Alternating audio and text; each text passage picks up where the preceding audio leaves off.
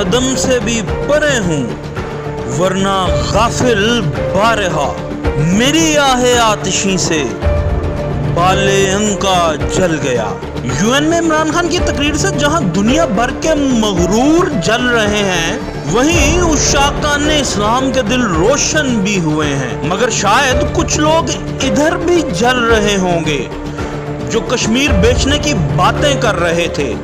और आज तो इमरान खान ने कश्मीर के साथ पाकिस्तान भी बेच दिया कि यूएन में मनी लॉन्ड्रिंग की बात की और जिम्मेदार भी मगरबी मुमालिक को ठहरा दिया। और फिर इस्तेमार के सीने पर चढ़ के यहूदियों को भी आईना दिखा दिया कि अगर वो कैद हों तो क्या होगा। और कश्मीर बेचने वाले ने पाकिस्तान ही बेच दिया कि कह दिया कि कल आपने मुजाहिदीन तैयार करवाए और कहा कि ये फ्रीडम फाइटर हैं, और फिर 9/11 के बाद उन्हें दहशतगर्द कह दिया।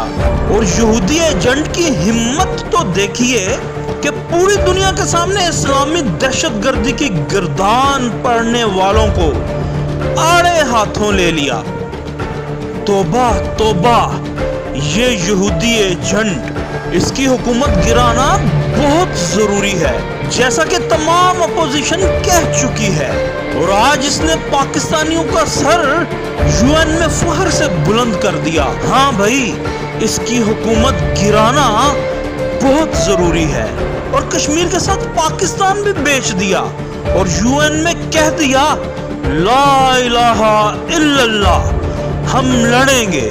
सच है भाई, इमरान खान ने कश्मीर के साथ पाकिस्तान भी बेच दिया, क्योंकि अपोजिशन कहती है, और अपोजिशन में कई लोग, और उधर अकेला इमरान खान।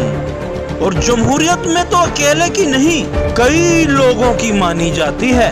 भाई मानना पड़ेगा, काबे किस मुंह से जाओगे गालिब, शर्म तुमको मगर नहीं आती।